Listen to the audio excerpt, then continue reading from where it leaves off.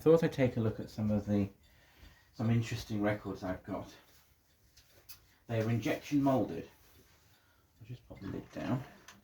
So I've got a stack of LPs, 12-inch LPs.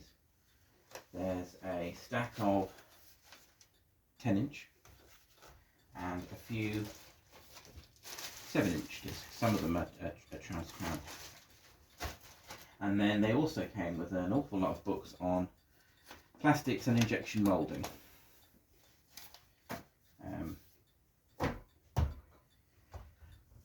These I got hold of as they were in an auction sale,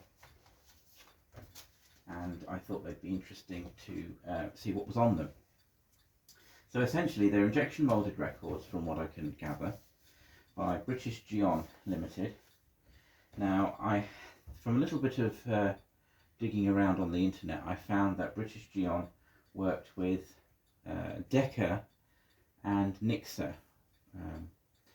and they seem to be records that are demonstrating the process of tests that they're doing when they're injection moulding records. So there's frequency tests, there's surface noise tests recorded on them.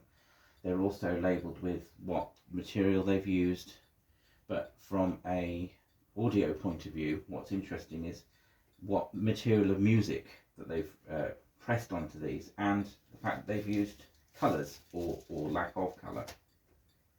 But to have a good intro, it came with a 7-inch record. I believe this was probably at a trade stand at some trade show, so I'll let the chap on the record describe what I think these records, or what most of these records are all about. This vinyl record was injection molded at Interplas, held at Olympia in 1961. The process was developed at the research department of British Geon Limited, a company in the Distillers Plastics Group, with the cooperation of Ankerwerk Gebrüder Goller, manufacturers of precision injection machines. Gramophone records are precision moldings normally produced in especially designed compression presses. The groove width of this record is 4,500 of an inch, and modulations to reproduce sounds within the frequency range of 50 to 20,000 cycles per second have to be molded into the groove wall. The vinyl chloride vinyl acetate copolymer compound used in this record was designed by British Geon Limited to fulfill these exacting requirements. The versatility of Geon polyvinyl materials and the precision of the Ankerwerk machine are illustrated by this critical molding. British Geon offer polyvinyl chloride compounds suitable for all types of injection molding over the softness range between unplasticized and highly plasticized polyvinyl chloride compound. The Ankerwerk single-screw injection machine will successfully mold unplasticized polyvinyl chloride in addition to a wide range of plastic materials. In conjunction with Krauss Maffel, they offer equipment to produce the best quality moldings within the range of 1 to 120 ounces. Ankerwerk at stand number C60 and British Geon Limited at stand number B216 thank you for your interest and will welcome any inquiries. So yeah, if you understood all that anyway. So yes, essentially they're injection molded records, and from listening to them, going through most of them, going through them all, the criticism that I have is the surface noise. So it seems as though they couldn't quite get them to be quiet enough compared to a normal record. What is interesting is, as I say, what's on some of the records and the choice of material. I've got the little Philips record player out because I can quickly change over the discs to show you what's on them easier. And yes, I don't know what's on this one. We'll have to see. It's a clear one. Yes, I think you can hear there that it's got quite a bit of surface noise. If you turn it round. strictly come as you are room, and the clean. So that's a clear one. What is interesting is some of the 78s. So there's a few 7-inch records. Then there's LPs. Now, on the LPs, they're mainly sort of jazz and classical music, apart from the last one, which will probably be at the very back.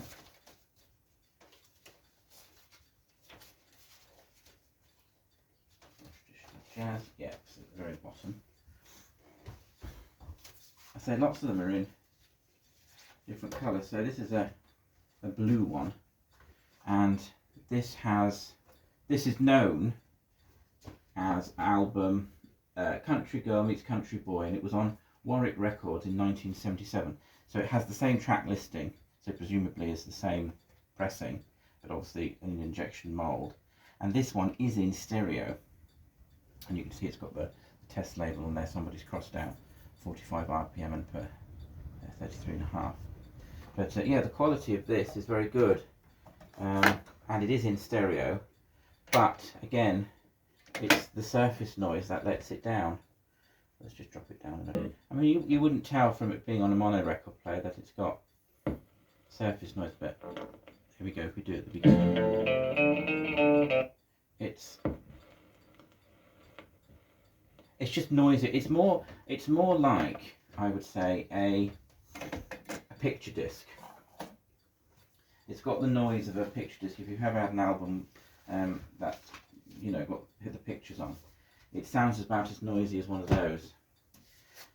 Another interesting couple of records in this are, again, there's a packet here somewhere.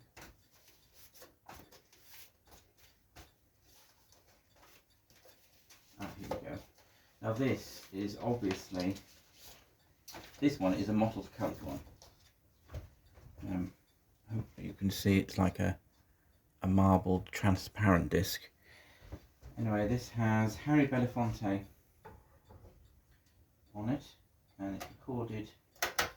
This is probably from like the Pi, but it's a I don't know what kind of plastic it is, but essentially it's Harry Belafonte 78. But interestingly, it's two B-sides stuck together.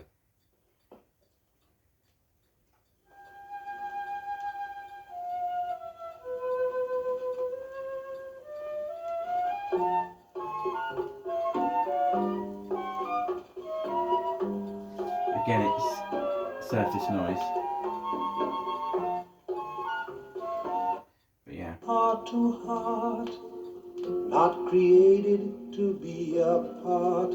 From the very start, it was planned for bliss back in Eden, and Eden was just like this. And then on the other side, Lady dressed in white, all aglow with heavenly light, so beautiful to see. Then she heard the lady say. so that one, they must have been experimenting with coloured plastics on that one. And then the whole packet where they've been trying different, I assume different colours. With this I can stack them up. That's a slightly different coloured blue. Then there's a red one, and essentially they have the same music on them. I assume they've just been trying different surface noises. I think they're recorded at 33, but we'll try them. We'll try the track on each one.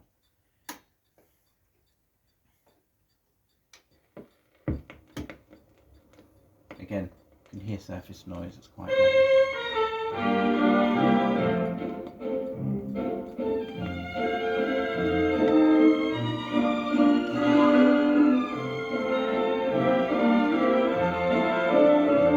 So I'll skip to the next one.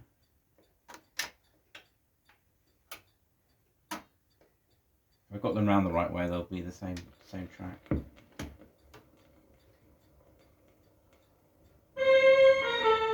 I think that lighter blue's got more surface noise than the darker one.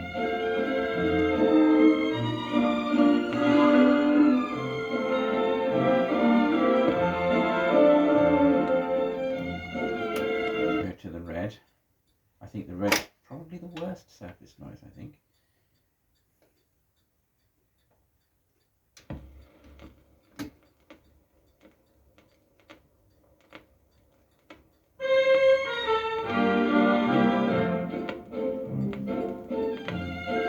Yes, and it's just all so classic music.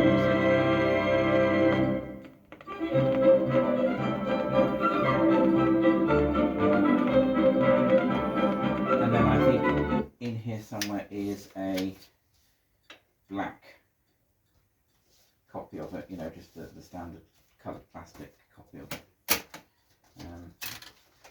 There's another one.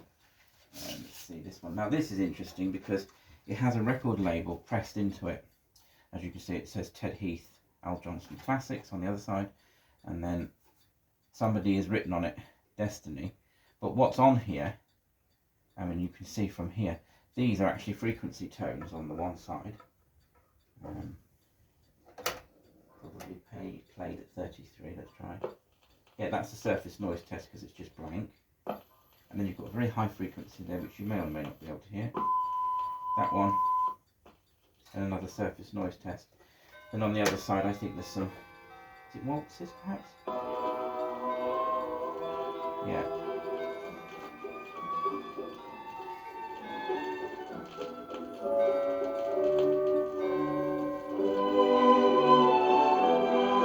Which is definitely not Ted Heath.